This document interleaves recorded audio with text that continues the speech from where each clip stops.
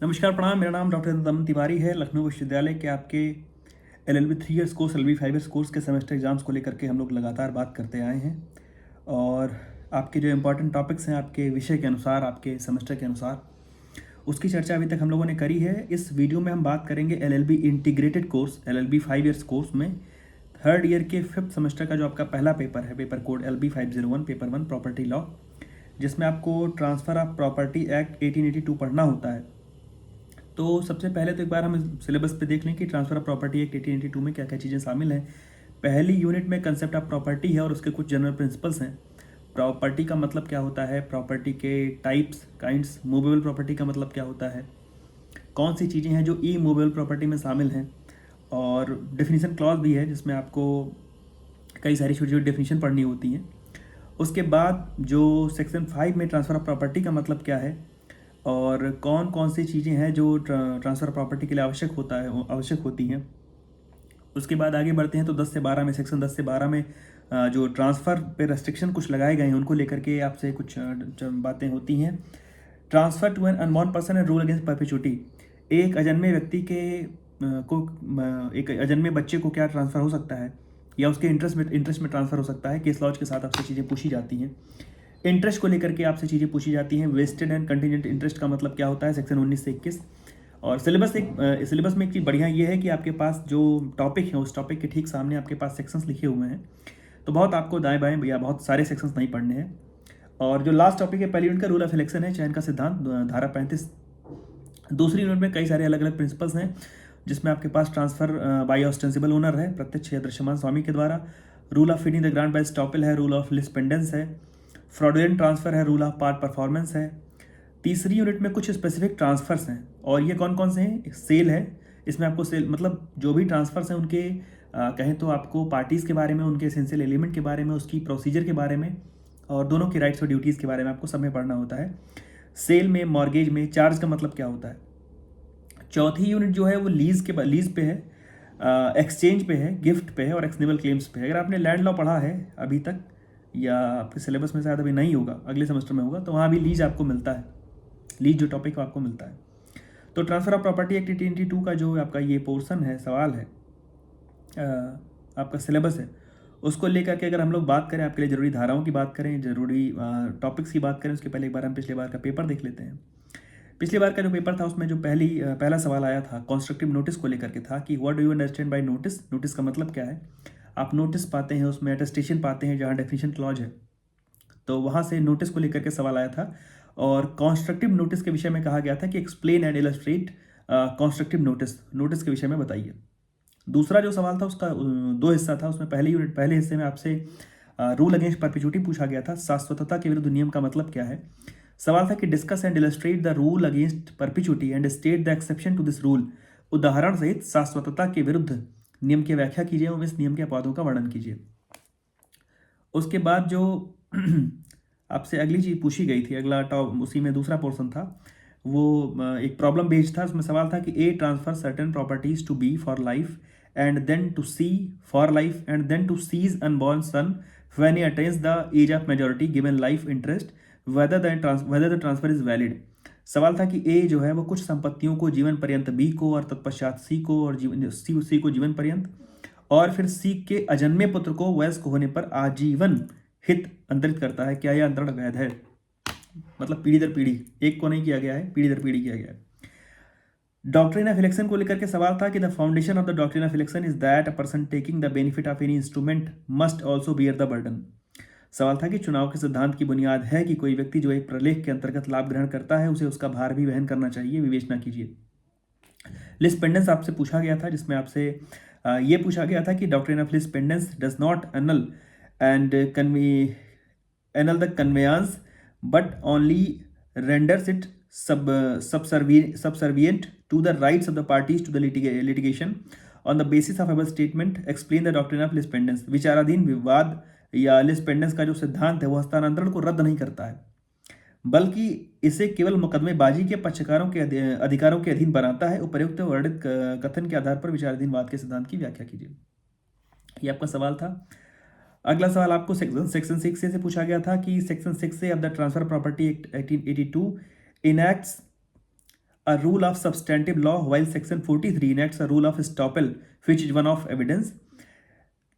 इसके विषय में आपसे पूछा गया था। और साथ में आपसे एक जुम्मा मस्जिद बनाम कोडे मनिंद्रा डेविड AIR 1962 का केस भी पूछा गया था। अगला सवाल पार्ट परफॉर्मेंस को लेकर के था, जिसमें पूछा गया था कि the doctrine of part performance as enunciated in section 53A of transfer of property act 1882 could be used as a shield and not as a sword. Shield की तरह, अपने रक्षा की तरह आप उसको यूज कर सकते हैं, तलवार की तरह नहीं। इसको सुसंगत वादों की सहायता से इसकी व्याख्या करनी थी और इस पर कुछ समालोचना भी करनी थी। उसके बाद सवाल था आपसे मॉर्गेज को लेकर के सवाल पूछा गया था कि once a mortgage always a mortgage का मतलब क्या होता है। Referring to decided case laws discuss the equitable doctrine once a mortgage always a mortgage. एक बार बंधक सदैव बंधक के सामयिक सिद्धांत के निर्णीत वादों का उल्लेख करते हुए व्याख्या कीजिए। लीज को लेकर के सवाल पूछा गया था। Define lease and discuss its essentials. How does it differ from licence. पट्टे को परिभाषित कीजिए, इसके आवश्यक तत्वों की विवेचना कीजिए, यह एक अनुज्ञप्ति से किस प्रकार से भिन्न है। जो 9वां सवाल था, पेपर बड़ा लंबा था पिछली बार का। 9वां सवाल था टेनेंसी बाय होल्डिंग ओवर का मतलब क्या होता है। मोड ऑफ सेल के विषय में बताना था। मार्शलिंग का जो डॉक्ट्राइन है उसके विषय में बताना था, हिंदी में कहें तो क्रमबंधन। और 10वां जो सवाल था वो वैलिड गिफ्ट का था, जिसमें आपको एसेंशियल एलिमेंट पढ़ने थे वैलिड गिफ्ट के। Under what circumstances can a gift be suspended और रिवोक्ड। तो ये हम लोगों ने सबसे पहले चर्चा की है पिछले वर्ष के आपके पेपर की। और पेपर आप जैसा सुन करके पा रहे होंगे कि पेपर जो था वो कहें तो लंबा था और अलग अलग चीज़ों को जो अलग अलग हम लोग पढ़ते हैं उसको कई बार साथ में मिला करके पूछा गया, जैसे सेक्शन 6 और 43 को एक साथ पूछने का जो है। इस बार के लिहाज से अगर कहें तो आपके लिए जो जरूरी सेक्शन है सेक्शन 6 आपके लिए जरूरी है। सेक्शन 6 में आपको अच्छा एक सवाल तो आप इस प्रकार का जरूर पढ़ करके जाइए कि प्रॉपर्टी का मतलब क्या होता है। जो डेफिनेशन क्लॉज से प्रॉपर्टी का मतलब क्या होता है, प्रॉपर्टी के जो डेफिनेशन है या प्रॉपर्टी के जो काइंड्स हैं, प्रॉपर्टी के प्रकार हैं वो क्या क्या है। मूवेबल प्रॉपर्टी का मतलब क्या होता है, इमूवेबल प्रॉपर्टी का मतलब क्या होता है। ट्रांसफर ऑफ प्रॉपर्टी के विषय में कायदे से पढ़ लीजिएगा, उसमें लिखा होता है कि 2 लिविंग पर्सन चाहिए होते हैं, जो पोजीशन ट्रांसफर होना चाहिए या एट वंस ट्रांसफर होना चाहिए, बाद में हो सकता है। तो एक सवाल इस प्रकार का ट्रांसफर ऑफ प्रॉपर्टी के परिचय से रिलेटेड, प्रॉपर्टी के परिचय से रिलेटेड पढ़ करके जरूर जाइएगा। उसके बाद हम लोग आगे बढ़ते हैं तो आपके लिए सेक्शन 6 इस बार भी जरूरी है। सेक्शन 6 में आप ये जरूर देखें कि what may be transfer, what may not be transfer, क्या चीज़ें ट्रांसफर हो सकती हैं, क्या ट्रांसफर नहीं हो सकता है। उसके बाद हम लोग आगे बढ़ते हैं तो जो रूल अगेंस्ट परपेचुटी है, रूल अगेंस्ट परपेचुटी आपके लिए पिछली बार चूंकि आया है, लेकिन शाश्वतता के विरुद्ध का जो नियम है और अजन्मे बच्चे के हित में ट्रांसफर कैसे होगा, दोनों चीज़ें आपके लिए जरूरी हैं। दोनों को कायदे से पढ़ लीजिएगा। जब आप ये चीज़ पढ़ रहे हैं तो वहाँ पर आपके लिए एक बड़े सवाल के तौर पर जो जरूरी है वो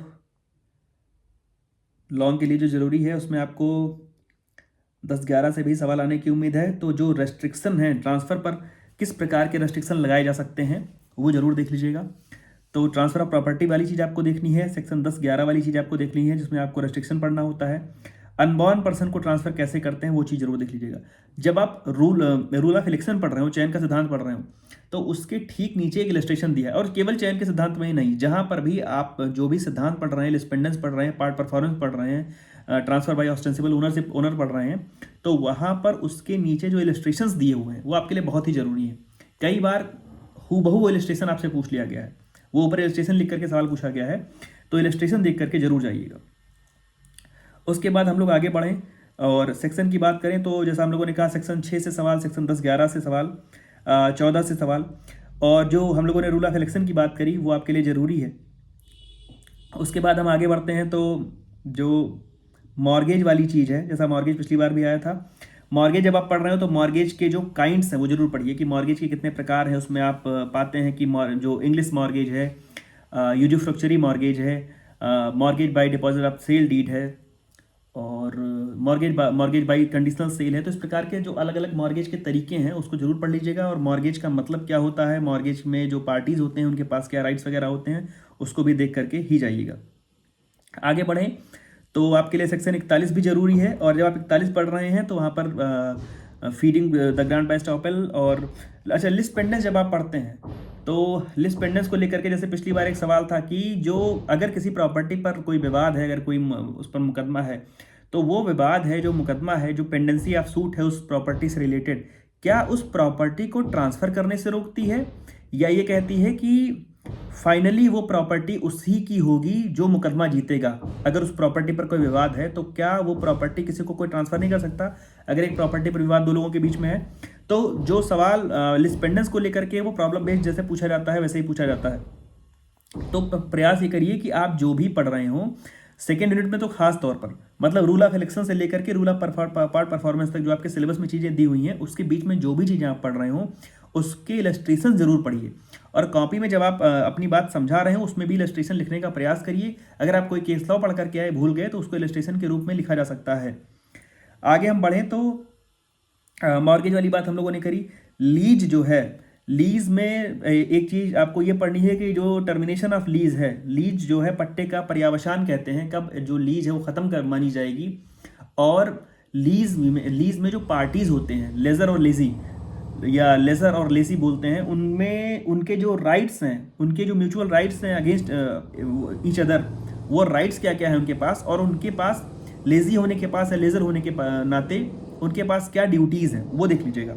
छोटी छोटी डेफिनेशन आपको मैंने जैसे कहा एक्सनेबल क्लेम की डेफिनेशन हो गई, मार्शलिंग हो गया, डॉक्ट्रिन ऑफ मार्शलिंग हम लोगों ने, डॉक्ट्रिन ऑफ कंट्रीब्यूशन आपके सिलेबस में होगा वो देख लीजिएगा। अटेस्टेशन का मतलब क्या होता है, नोटिस, चूंकि बहुत बड़ा सवाल पिछली बार आ चुका है तो नोटिस आने की संभावना नहीं है इसलिए आप नोटिस को छोड़ सकते हैं। दूसरी नोट में आपको fitting the grant bye estoppel list और ये ट्रांसफर बाय ऑस्टेंसिबल ओनर बहुत कायदे से पढ़ करके जाना है। कभी कभी ए बी करके जब पूछा गया है तो पार्ट परफॉर्मेंस ही पूछा गया है, उसको आप चाहें तो इस बार के लिए रहने दे सकते हैं।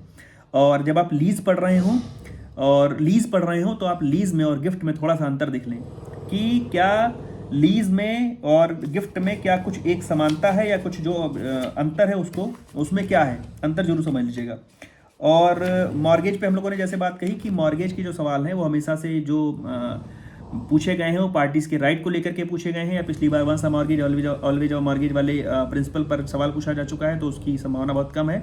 इसलिए जो मॉर्गेज आप पढ़ रहे हो तो मॉर्गेज में जो दोनों पार्टीज हैं उनके राइट्स क्या हैं और मॉर्गेज की काइंड खूब कायदे से पढ़ लीजिएगा।